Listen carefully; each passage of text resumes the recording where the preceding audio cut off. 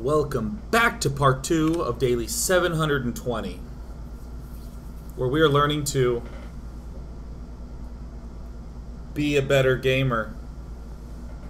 We're going to take a look at another game between Maru and Soulkey, and this one I would call the twist on standard play. And I think that probably the biggest downfall of the average bear in StarCraft I gotta work on not using superlatives, because I think I've talked about the #1 thing in like 50 different categories, and oftentimes I had duplicates. But an important general misunderstanding held by many average bears is the focus on composition. What beats Roach Hydra? What beats Ling Baneling Muta? And the answer that's expected is something like Marauder Medevac Marine Mine and other things that begin with M. They expect the words that are based on units. It's all compositionally focused. And what we're going to see out of Maru is the same units that we always see in the matchup. Marine, Marauder, Mine, Medevac. With some Hellions! I look like an M. Can I play along? We're going to see Maru do the same basic shiz that everybody does, but what he's going to do, what Maru's going to do, is control the rate of expanding a little better and be able to attack and keep his opponent battered down a little better. So let me actually make a ridiculously long-term statement. If you've played a lot of Terran vs. Zerg, you're going to know how much it sucks when that Zerg's on 4 base versus your 3 base. Sucks. It sucks, sucks, sucks. Having that much larva and that much gas, like 5 macro hash, just rolling out units at you, most Terran players really struggle. What helps win a lot is when Terran players are 3 base versus 3 base. And Terran can get to 3-3. So in a super long-term sense, if I, the Terran player, can kind of get 3-3, and kind of make sure you don't really get a good 4 base, it's gonna be good. Here comes Maru. Here he comes. With the barracks being down here and a gas going on here, we know for a fact there is not going to be any basic defense back home. We can't keep this barracks here forever. It's eventually going to have to lift or die. Maru comes in. Harass. Shoot, shoot, shoot, shoot. Gets one. And he retreats into the bunker, away from the bunker, etc. Eventually, Maru does what he has to do. Get a command center, because more bases is merry in SC2.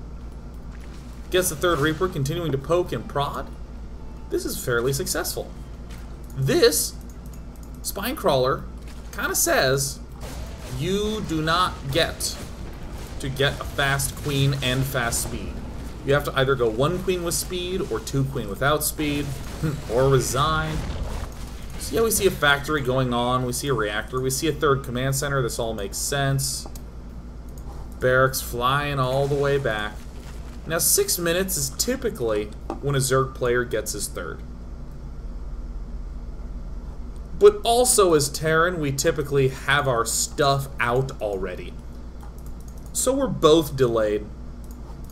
But Zerg is still going to be taking a very long time to get that 3rd base up. Also, because these creep tumors are late. Hellions coming up, Reapers resting up at the high ground. Generally good practice once you get 3 Reapers to consider retreating back home pretty soon and joining up with some Hellions. Now, most Terran players like to begin their tech ups. They like to tech up. Why? Because most Terran players just say, dude, 2-2 and 3-3 is good. It's good for my composition. I think in terms of composition. Compositional person. Maru is thinking a little differently. he's taking into account that 2-2 and 3-3 are great. Those help a ton in this matchup, and those are big opportunities to deal damage. But it's that fourth base. There's something he's trying to do to get to 2-2 and 3-3. There's something he's trying to prevent, which is the 4 base from Zerg. So, all these extra little pressure bits, like this little Viking, and as we're going to see, we're going to see yet more stuff coming out. This all contributes to a Zerg being shoved back, a Zerg being delayed. This is a very, very late hatch. So we see the add-ons coming up. Isn't that cool? A starport pops out just to get the Viking. Isn't that cool? Just wants to apply as much pressure as possible. And I was wondering what this reactor was for initially. It's just a reactor for barracks. At the front of the base, we have engineering bays and a bunker. Nothing you wouldn't normally see. But I want you to just recall throughout this whole game how often attacks are happening. First the Reaper push at the front, and now Reaper Hellion. There's Stim, there's 2 barracks, these 2 buildings. Now land, scoot themselves over, and they both get reactor add-ons. Oh, sorry, there's, oh, that hasn't happened yet, perfect. So Maru has done a good job poking in here and pressuring. He doesn't want to march the units here, because if his units are here, then Zerg can block the retreat. Maru's just trying to hold this ground and hold pressure. Now, if you are an experienced TvZ player, this looks a little weird. 3 barracks, seeing it all the time. Fast Stim, see it all the time. Starport with reactor, see it all the time. This is a trifecta that will allow for Marine medevac play. But what the hell is this factory doing here? It's going to allow Maru to attack sooner. He's going to not have to wait for 2-2 upgrades and a boatload of dudes. He's going to begin shoving rather immediately with the support of a few mines. Now, barracks 4 and 5 do come, but not before this factory begins pumping out dem mines. So we start to see a really cool little attack come up. Here's the armory that will allow 2-2 to happen. Here's the Widow Mines getting produced. A little bit of a misclick, accidentally whiffing one. Here's the usual Hellion Reaper troop. But now as 1-1 gets done, and some mines begin to pop out, Maru just attacks and turns these into Hellbats. It's really cool. There's been only the briefest of periods that Maru has actually been held back. That he's been chilling back at home. But he's now producing mines a little earlier than most Terran players would. His 2-2's a little later, but right around now is when Zerg would want to be getting a 4th base. Right around now. And thanks to these mines, and these Hellbats, and just some Marine Marauder, not a ton, just a pinch, Maru's moving out. Now there's been 3 big attacks, the Reaper Bunker Rush, the Reaper Hellion push, and now this push. And this puts considerable pressure on the Zerg player to have a lot of dudes here present, and to have had a lot of dudes there present, and it makes it very hard for this 4th base to have gone down. So this is, I think, really cool play from Maru.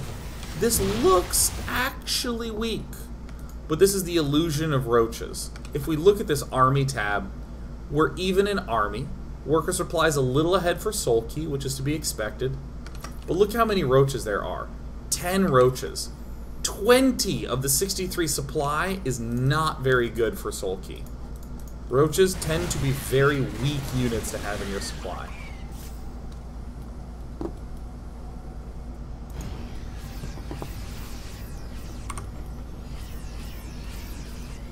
Yeah. So, I feel like in a lot of games where we see Terrans do just Marine Marauder mine stuff, 2-2 tends to be the trigger for the first time attacking begins. Occasionally you'll see a Terran player just kind of poke gently at 1-1.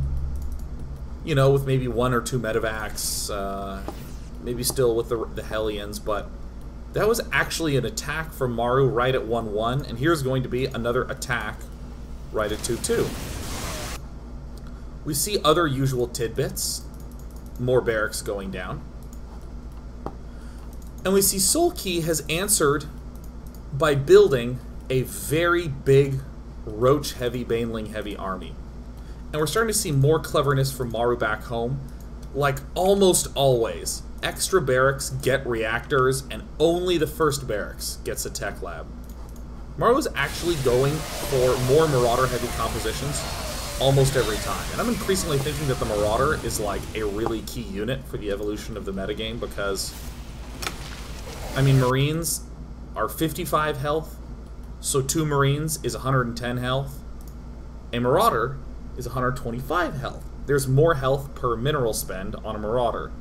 And there's 1 more armor, making it surprisingly good against Zerglings.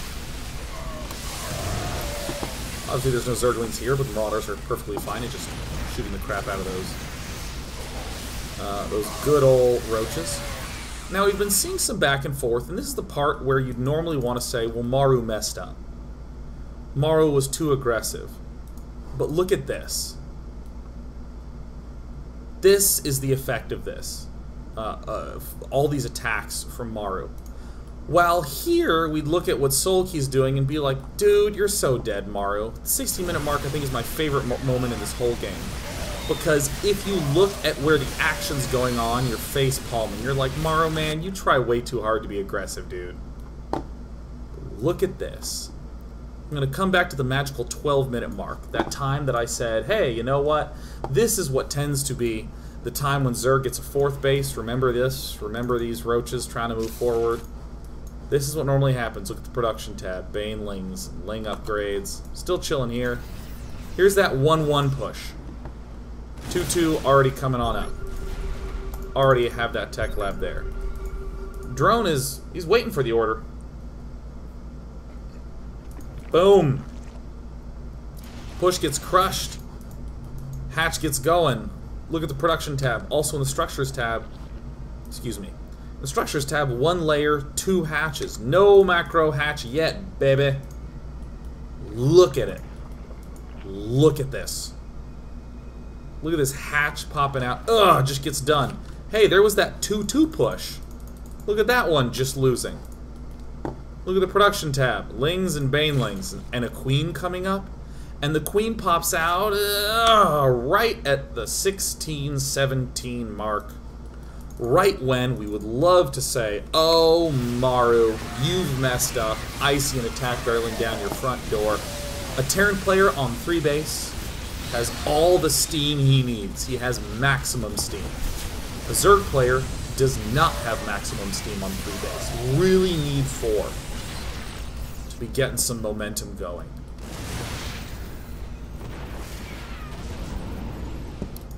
After this attack, simple medevac gets sent out.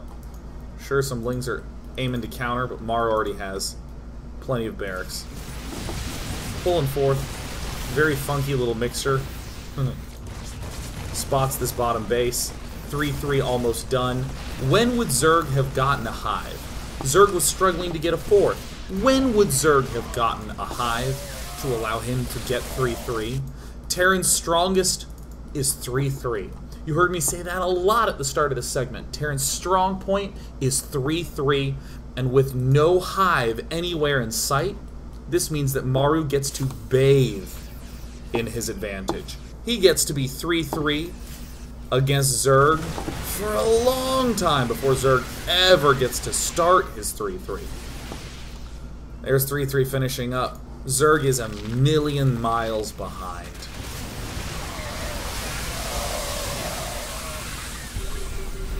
Some simple kiting, some simple splitting, some simple on-Zerg face shitting. It rhymed, I'm so sorry, I shouldn't use that language. I shouldn't. Maru is pooping all over Soulkey. And not even an exceptional poo, just a well-timed one with good upgrades. An all-American poo, if you will. GG! And I think that's just a really elegant game because we don't see the effect of nearly any of the pushes until we start thinking way late to the 3-3 territory, to the 4-base territory. Really aggressive Reaper at the bottom of the map. It's like both players at 13 supply. Your brain's not going to go, oh, that's going to help so much at the 18-minute mark. Very unnatural. But it does. Right on there. Let's look at a game of Maru losing.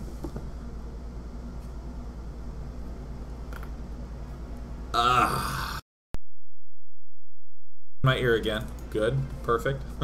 Oh, went blind. My bad. Okay. So we're on King Sejong Station. I think this is one of the more standardo games.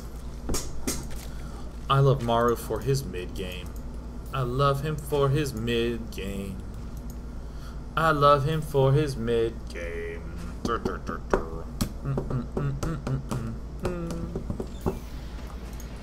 Marine and Reaper. Overlord. Get out. We see the usual Hellioning. We're going to see the usual third command centering. We're going to see some Hellion Banshee stuff. We see, oh, there's the 6-minute third base. This is a hard map to pressure on. If you're Maru, you can't really get in to find out what's going on. It's tough. So he opens up with one of his nice, pressureful Hellion Banshee, thanks to Cloak. It's an early push. It's an early rush. It's an early mush. It's early and such. 17 Banelings, what you gonna do? I think a reasonable, difficult to hold all in on this map. I mean, this is so wide. Mario's like kind of dead from here. I mean, I wanted to show this game at least, the very least. When you hold off these all-ins, you often have big opportunities to do snapback plays with that Banshee. Maru can't, really. There's not much he can do. It's very sad. Very painful to watch. We're gonna watch it. Because it's really hard to manage all that space.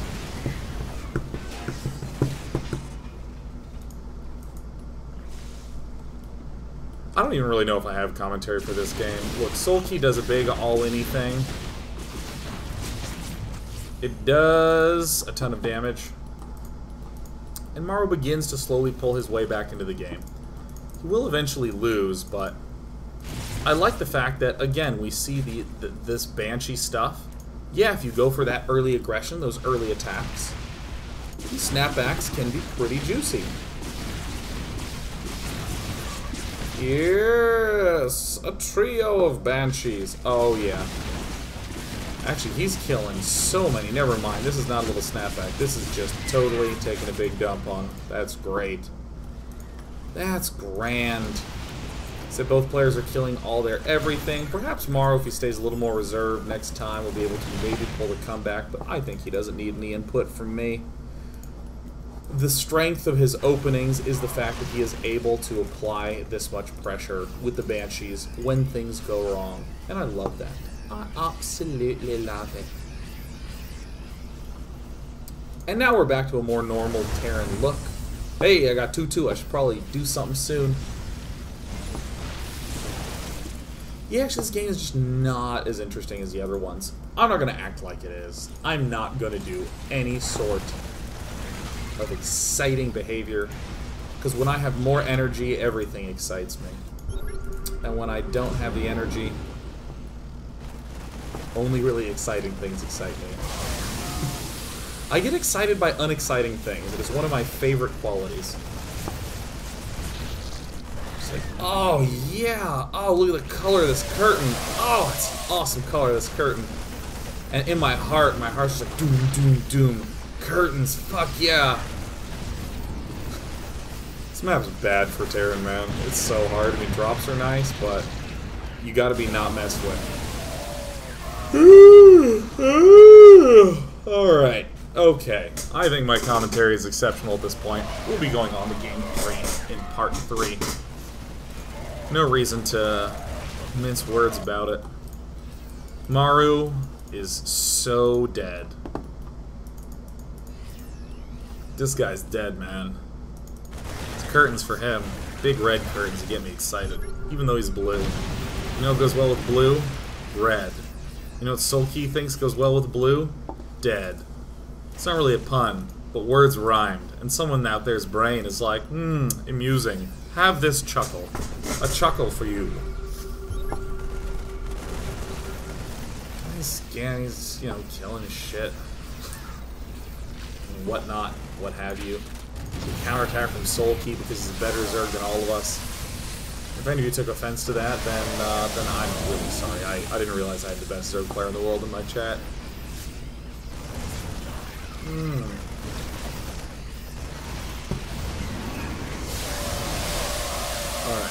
Okay. I don't know why I wanted you to see that. Look at this amazing Rube Goldberg machine with fully functioning gears, self-programming modules, a self-aware bucket.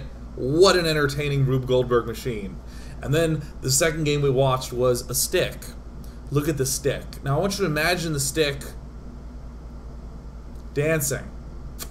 It's not going to dance in this game, but it's everything you'd expect from a stick. So it's dead.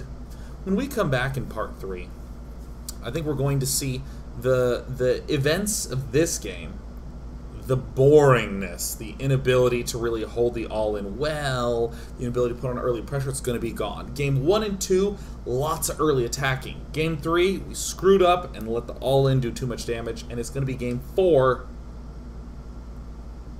going to see Maru pull right back around again. Stay tuned. We're on a good show. We'll be back in a few minutes, and my music is really good.